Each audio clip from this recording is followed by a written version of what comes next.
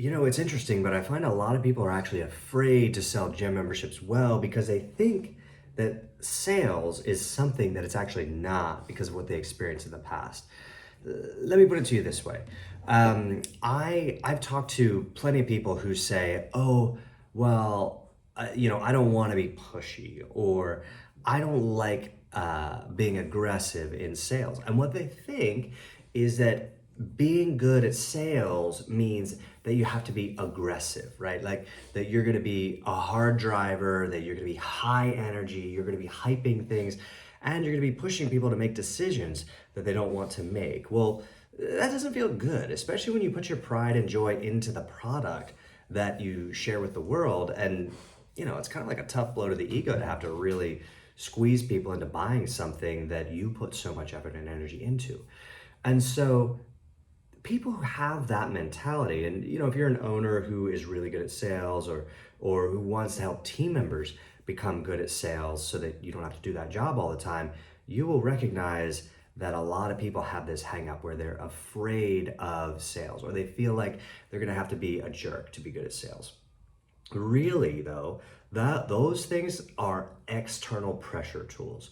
And the corporate world has trained sales for many years in a horrible way. It doesn't serve the prospects well. It doesn't serve the people doing the sales process as well. It's just a bunch of trash. And I've been in sales for most of my life, and I've done most of the corporate sales programs out there, and all of them have been horrible. And at the end of the day, though, if we shift our focus away from pushing someone into buying a thing, and instead creating internal pressure instead of external pressure, and focus on pure clarity, not going for a yes, but just clarity. So let me tell you a little bit about what I mean about that. Um, External pressure is pushiness. Internal pressure comes like this. It's all happens like this. It's all the things that a person already has inside of them. Where if I were to say, okay, what do you want to achieve? And why is that important to you?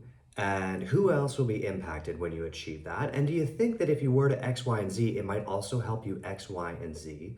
Okay, got it. And how long have you wanted to achieve that? And what's kept you from achieving that in the past? And what do you think will cause you to handle it differently this time around? And why not just keep doing what you had been doing before you came in through the doors? And what does your timeline look like for getting on the path to achieving X, Y, and Z, seeing that it's so important to you? Well, all of these questions bring a whole lot of clarity to what someone's actually after in life. And our membership then becomes the vehicle to help get them there for their reasons, not ours. Most prospects, when they come in through the doors, if they're an organic prospect, they don't need a whole lot of that because they've decided on their own to take action. If they're a prospect that was generated by some sort of offer, they probably do need a lot of those things to help them develop clarity around the problem and clarity around the solution, and why taking steps to go there actually matters for them, why they are personally interested in those sorts of moves. So if you take all of those things together, that is how we create internal pressure, someone's own reasons for moving forward. Now, here's what's interesting. If I think my job as a salesperson is to squeeze people and push people, I'm pushing for a thing that's called a yes. I'm pushing for my outcome, not theirs. And that can feel very slimy, right? And that's not what we're meant to do in sales.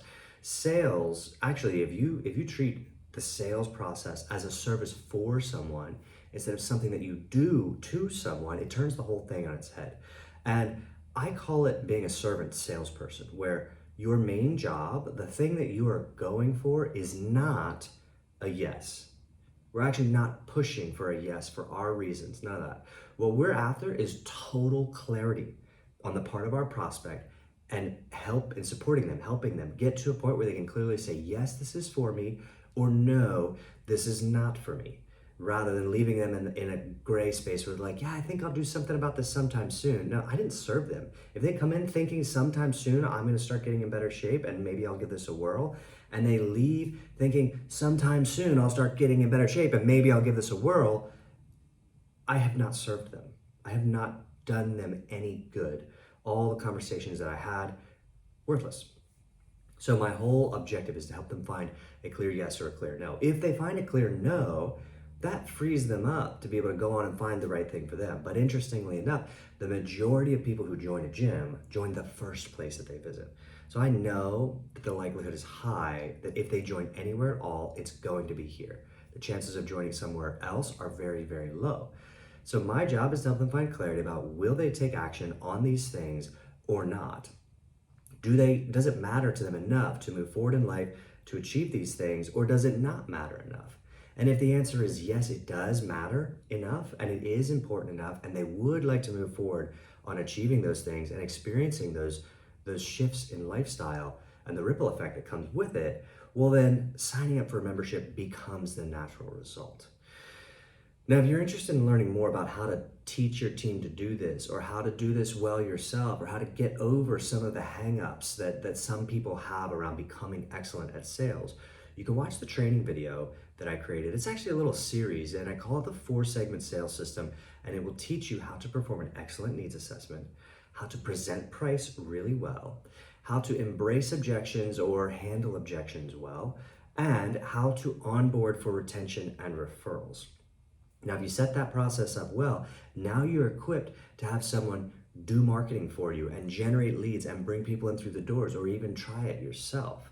But if you don't have this whole sales process well set, especially the category of prospects that come in through the doors by force of an offer that was given to them or made to them, you won't get really good close ratios. You won't get a whole lot of membership growth without doing this well. So don't be afraid of sales.